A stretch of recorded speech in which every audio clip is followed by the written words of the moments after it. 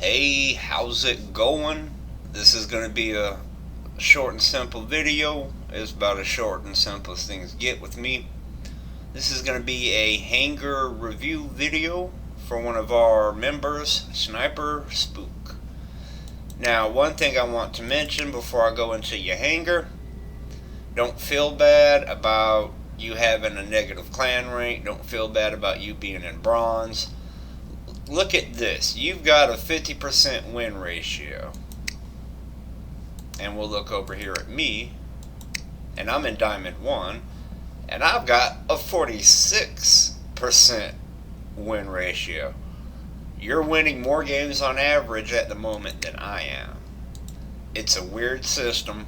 You know, the system does not accurately represent a pilot's skill.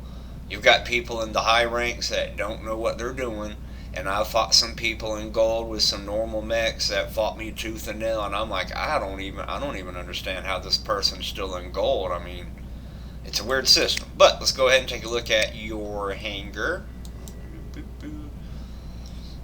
Alrighty. Now, at the moment, first off, you said Hangar 1. Okay, Hangar 1 is what we's working with.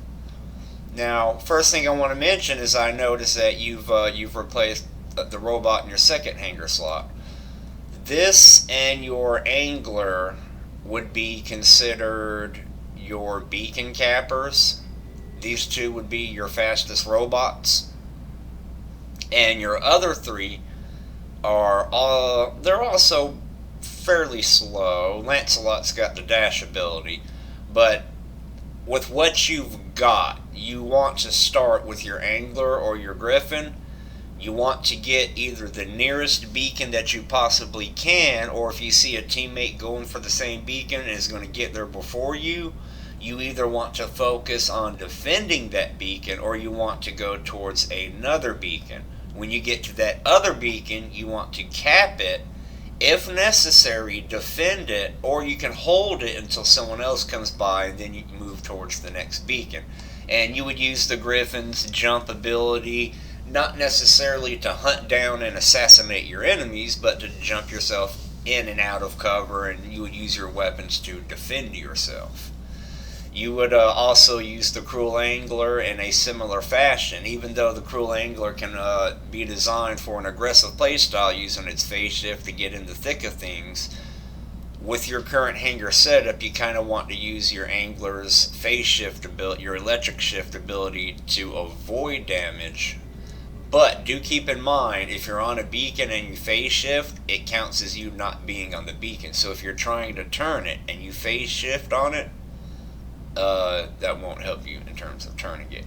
Now, when you do have a beacon, Pokemon, almost call these Pokemon like Lancelot and Leo are good for defenders. Your Natasha, you want to keep that as a sniper. It's got a lot of HP, but it's slow, so getting in and out of range isn't much of an option for Natasha.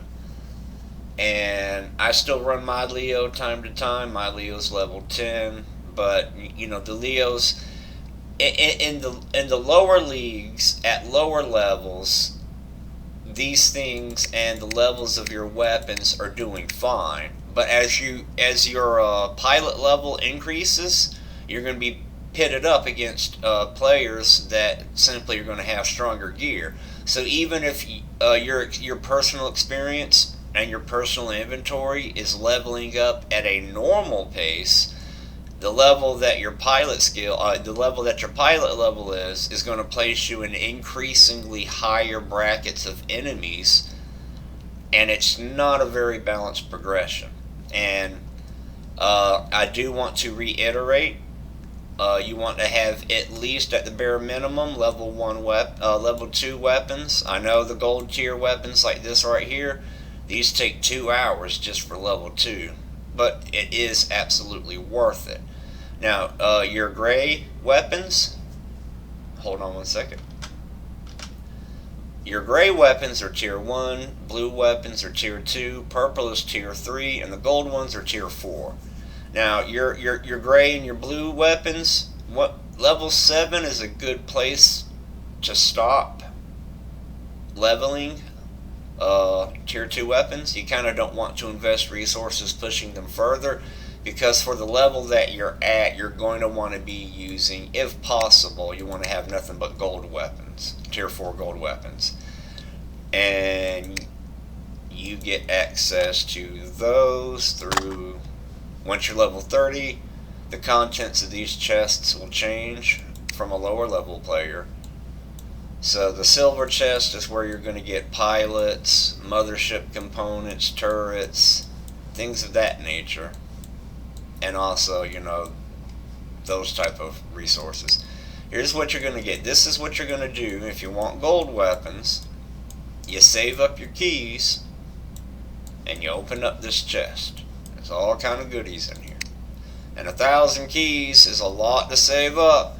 Because hell, it's hard. Hell, saving up 10 and then it's like, oh, we got to open up a chest. It's hard to save up for 100.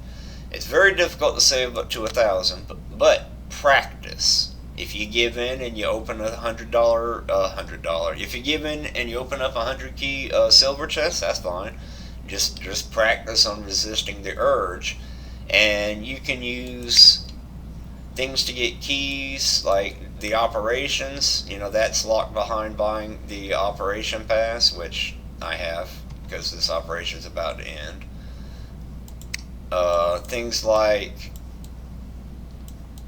Operation R doesn't have keys, but you'll have normal other operations, things like this, special events that have unique rewards. Your leaderboards, if you see here, doing well on leaderboards which constantly cycle and reset, you can earn keys this way. And once you hit level 30,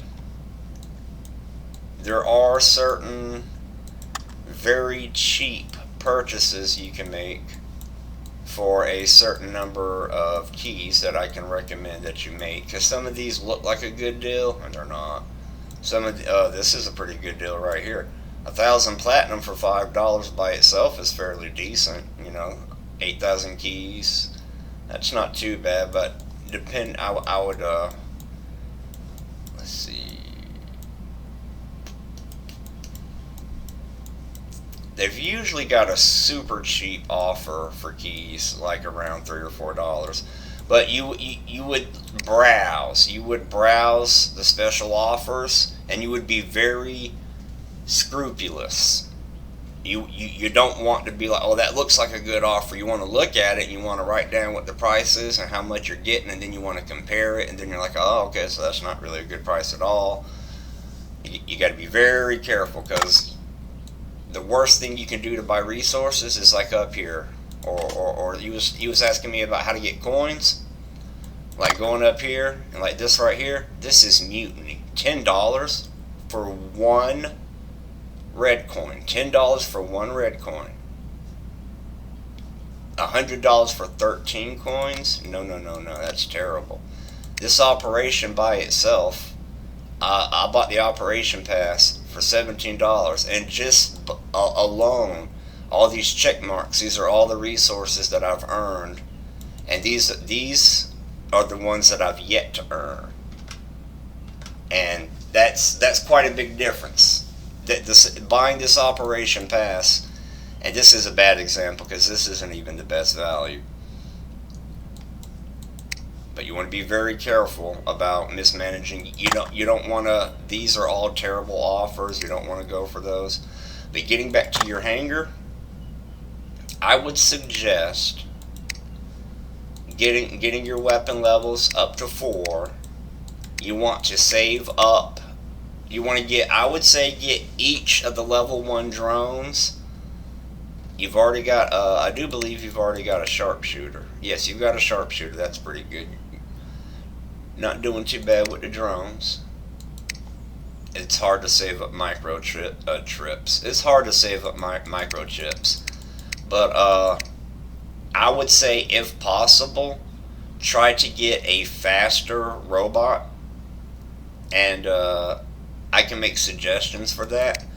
But the hangar isn't really that bad for where you're at, for what your league is, for your experience. You're not